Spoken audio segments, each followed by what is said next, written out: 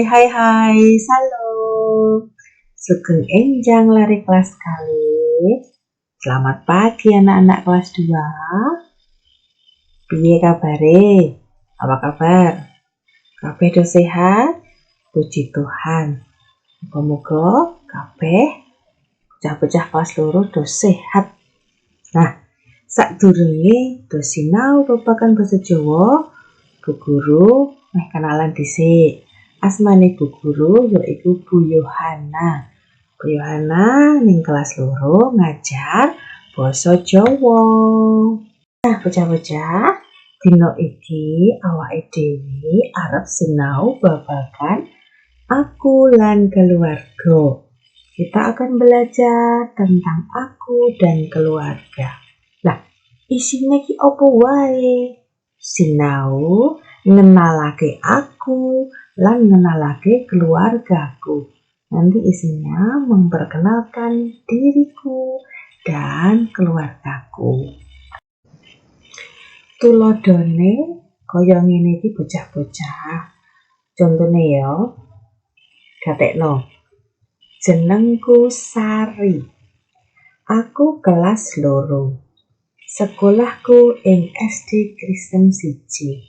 Omahku ana ing Magersari. Nah, bocah-bocah, iki contone Sari lagi wae kenalake pribadine Sari. Saiki njajal awakmu bocah-bocah tiru-tiru Sari ngenalake pribadine awakmu dhewe-dhewe. Bisa to? Yuk njajal. Carane piye bocah-bocah? Nah, saiki gatekno penjelasan Bu Guru ya. Ning layar kuwi ana tulisan jenengku titik-titik. Titik-titik kuwi diisi jenengmu dhewe-dhewe. Seumpama jenengmu Dimas, dadine ngene iki. Jenengku Dimas. Terus Dimas ki kelas piro? Oh, Dimas kelas 2. Dadine jenengku Dimas. Aku kelas 2. Dimas kuwi sekolah ning ndi? Oh, ana ing SD Kristen 1. Dadine ngene, jenengku Dimas. Aku kelas 2.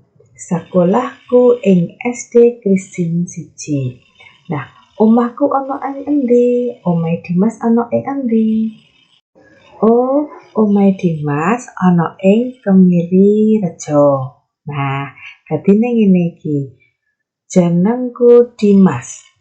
Aku kelas 2. Sekolahku ing SD Kristen 1.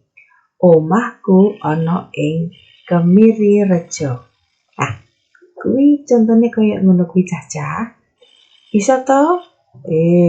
Do pinter-pinter mesti bisa. Engko ditiruke ya kaya ngono kuwi. Nah, bocah-bocah, nek awakmu wis dikenalake, saiki gilirane asmane bapak lan ibu dikenalake marang Bu Guru. Nah, mau sing kenal kan Dimas. Nah, saiki Dimas ngenalake asmane bapak Dimas. Asmane kuwi nek ning bahasa Indonesia namanya bapak saya. Namanya ibu saya. Nah, mengko dikenalake karo Bu Guru ya. Asmane bapakku yaiku Pak sapa. Asmane ibuku yaiku Ibu sapa. Ngono ya Cah-cah, bisa to? Pasti bisa. Bocah-bocah, tugas dina iki ya mung kuwi mau, ngenalake awakmu, ngenalake keluargamu yaiku bapak lan ibumu. Ngenalake kuwi mengko direkam nganggo video. Engko lek ngomong sing seru, lek ngomong sing percaya diri. Oke? Nek wis rampung direkam, videone banjur dikirim ing WA Bu Yohana. Terus Bu Yohana biji, mesti bijine apik-apik. Ngono ya bocah-bocah. Selamat mencoba, selamat belajar. Tuhan memberkati. Dadah.